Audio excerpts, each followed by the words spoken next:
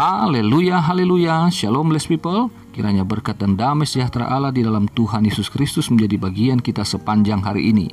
Bersama saya Pendeta Theodorus dari Rumah Berkat House of Blessing. Tema kita hari ini adalah siapakah yang merindukan bait Allah.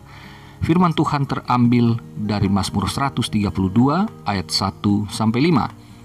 Mari kita baca bersama. Begini firman Tuhan. Nyanyian ziarah. Ingatlah ya Tuhan kepada Daud dan segala penderitaannya, bagaimana ia telah bersumpah kepada Tuhan, telah bernasar kepada Yang Maha Kuat dari Yakub. Sesungguhnya aku tidak akan masuk ke dalam kemah kediamanku, tidak akan berbaring di ranjang petiduranku. Sesungguhnya aku tidak akan membiarkan mataku tidur atau membiarkan kelopak mataku terlelap, sampai aku mendapat tempat untuk Tuhan, kediaman Yang Maha Kuat dari Yakub. Saudara yang terkasih dalam Tuhan, ini adalah sebuah nyanyian ziarah. Penulisnya bukan Daud, karena di sini kita dapat melihat sepanjang Mazmur 132 ini bercampur antara doa Daud dan doa Salomo, anaknya Daud. Tetapi yang menjadi pokok di sini adalah bagaimana Daud di dalam penderitaannya, di dalam kesulitan dan tantangan yang ditemui oleh Daud bukanlah seperti ketika ia berperang, seperti pada masa mudanya yang mengalami proses demi proses seperti di Mazmur-Mazmur yang sering kita baca dan kita telaah. Tetapi di sini adalah satu kerinduan dari Daud untuk adanya bait Allah, rumah Tuhan yang permanen. Karena pada masa ini Daud sudah menjadi raja, tetapi ia belum melihat adanya satu bangunan permanen bagi tabut perjanjian khususnya, di mana umat Israel percaya tabut Allah ini adalah simbolisasi kehadiran Allah itu sendiri, bermakna yang sangat sakral bagi umat Israel. Daud mempunyai kerinduan yang luar biasa. Kalau kita membaca dari kitab 2 Samuel maupun 2 Tawarikh itu, maka kita mendapatkan betapa Daud mempunyai kerinduan yang sangat besar, dan itu juga dialami oleh anaknya Salomo. Karena kita tahu Daud merencanakan, tetapi Salomo lah yang membangun sampai berdirinya bait Allah yang dimaksud. Kerinduan Daud karena selama ia menjadi raja, ia melihat bahwa ibadah hanya dilakukan di sebuah tenda. Daud tidak puas akan hal ini.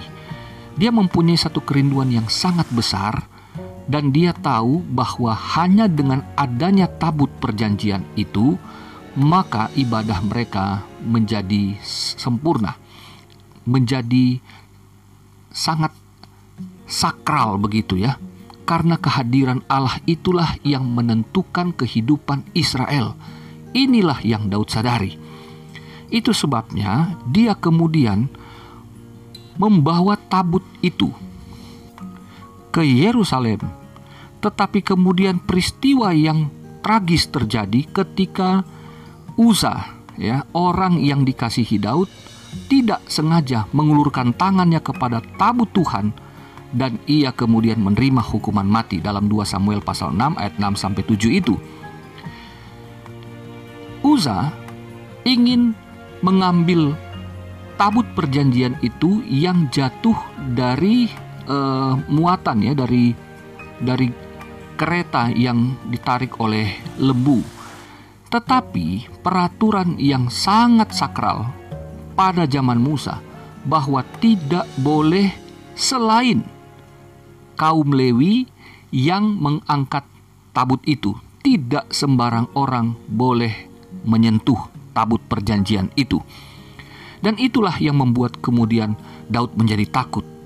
Tetapi kerinduannya terlalu besar untuk membawa tabut ini ke Yerusalem. Apa yang terjadi kemudian kita tahu bersama ceritanya di dalam 2 Samuel 6 ayat 9-11 itu. Daud memutuskan untuk menempatkan tabut Tuhan itu di rumah Obed-Edom untuk sementara waktu. Setelah 3 bulan mengetahui bahwa Tuhan memberkati Obed-Edom dan seisi rumahnya, maka Daud memutuskan untuk membawa tabut itu ke kota Daud atau Yerusalem. Dan sementara dalam perjalanan, Daud memberikan persembahan ternak, lalu ia bersorak-sorai dan menari-nari. Ia berdoa memohon Allah untuk melihat penderitaan dirinya, yaitu penderitaan yang disebutkan atau dimaksudkan dalam ayat 1. Betapa selama 3 bulan itu Daud telah dikatakan di ayat 2, ia tidak bisa tidur. Di ayat 3, ayat 4, karena nazarnya, karena kerinduannya begitu besar, ia tidak bisa tidur, ia gelisah, ia selalu memikirkan akan keberadaan tabut ini. Bagi orang Israel sebelum Daud, tabut ini seperti sebuah jimat.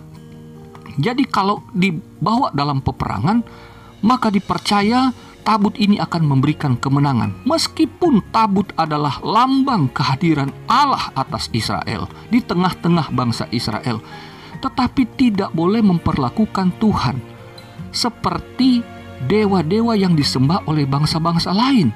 Simbolisasinya tidak boleh dijadikan jimat. Sama seperti umat perjanjian baru, saudaraku. Kita boleh memakai simbol-simbol Kristen seperti salib, tetapi tidak boleh seperti di film-film Dracula, bahwa salib itu dipakai untuk mengusir setan, untuk kita kalau pergi kemana-mana kita pakai kalung salib, maka kita aman, maka kita tidak akan diserang setan karena kita punya atribut salib. Bukan seperti itu pemikirannya. Inilah kesalahan orang Israel pada waktu itu. Tanpa mereka hidup yang benar di hadapan Tuhan, tanpa mereka hidup kudus di hadapan Tuhan, mereka berpikir tabut itu akan selalu membela mereka. Kenyataannya adalah Israel dikalahkan oleh bangsa Filistin, sehingga lama tabut perjanjian itu ada di tengah-tengah bangsa Filistin. Nah, inilah yang Daud mau kembalikan, bahwa tidak cukup beribadah dengan tenda seperti ini. Dia ingin membangun sesuatu yang permanen. Tetapi kemudian kita tahu bersama bahwa Tuhan kemudian tidak mengizinkan Daud untuk membangunnya. Tuhan bilang, nanti anakmu. Secara singkat saya sampaikan demikian. Salomo lah kemudian yang akhirnya kita tahu dialah yang membangun bait Allah secara permanen dengan segala kemegahannya. Nah, saudaraku yang terkasih, bahwa hasrat Daud yang luar biasa ini, kerinduannya ini, menunjukkan bahwa ia adalah orang yang senantiasa ingin melakukan yang terbaik bagi Tuhan. Padahal dia seorang raja, orang-orang yang biasanya telah diberikan kekuasaan yang tertinggi seperti ini, kekayaan yang luar biasa. Biasanya mereka dengan Tuhan, mohon maaf, seperti hubungan yang basa-basi. Tetapi bagi Daud, bukan tahta, bukan harta, itu kekuatannya. Tetapi sebagaimana ia dari muda, ia tetap konsisten sampai hari tuanya. Ia tetap senantiasa merindukan Tuhan. Ia selalu mencari Tuhan. Dan ia tahu bahwa bukan hanya dia yang akan beribadah, tetapi seluruh orang Israel, seluruh bangsa yang dia pimpin harus datang untuk menyembah Tuhan. Itu yang dikatakan di ayat 7. Mari kita pergi ke kediamannya, sujud menyembah pada tumpuan kakinya. Ini kerinduan terbesar daripada Daud. Nah saudara, Daud akhirnya tidak berhasil dalam kerinduannya membangun bait Allah yang permanen. Tetapi kemudian ia tercatat sebagai orang yang begitu dikasihi Tuhan. Meskipun ia tidak membangun, tetapi hatinya itulah yang dilihat Tuhan. Selalu memprioritaskan Tuhan, selalu bergelora, selalu bersemangat dan menggebu-gebu kalau bicara tentang Tuhan dan tentang beribadah kepada Dia. Di dalam Perjanjian Baru, di dalam Injil Yohanes pasal 2, kita menemukan di sana bahwa Yesus berkata, bait Allah ini kalau dirombak, hanya dalam 3 hari Yesus bilang Dia akan membangunnya kembali. Orang semua heran, karena bagaimana mungkin bait Allah yang kokoh ini bisa roboh dan dapat dibangun dalam 3 hari. Tetapi ini bukan bait Allah pada zaman Salomo, ini sudah bait Allah yang dibangun kembali, ya. Nah, dikatakan oleh Tuhan Yesus bahwa bait Allah itu adalah tubuhnya sendiri. Dan kemudian barulah murid-murid menyadari setelah kematian dan kebangkitannya pada hari yang ketiga. Karena di ayat 21-22 itu dikatakan, kitab suci telah menyatakan demikian, bahwa Yesus harus mati dan bangkit pada hari yang ketiga, dan Yesus Kristus itulah bait Allah yang sejati. Nah, jadi kita umat perjanjian baru dikatakan Yesus yang adalah bait Allah, dikatakan tubuhnya itulah, tubuh fisiknya yang tersalib, yang kemudian mati dan bangkit pada hari yang ketiga. Dialah bait Allah yang sejati. Dan kita umat Kristen digambarkan oleh Rasul Paulus, kita yang percaya kepada Yesus Kristus, kita semuanya dikatakan adalah tubuh Kristus itu. Dan di manakah bait Allah itu? Dalam kehidupan kita. Dalam 1 Korintus pasal 3 ayat 16 dan 17, bahwa betapa mulianya kita yang telah ditebus oleh Tuhan Yesus. Jadi saudaraku, dari apa yang kita ketahui tentang bait Allah yang sejati adalah Kristus, tubuh Kristus itu adalah kita, dan hidup kita inilah bait Allah di masa kini, di mana roh Allah berdiam di dalam kita, kata Rasul Paulus.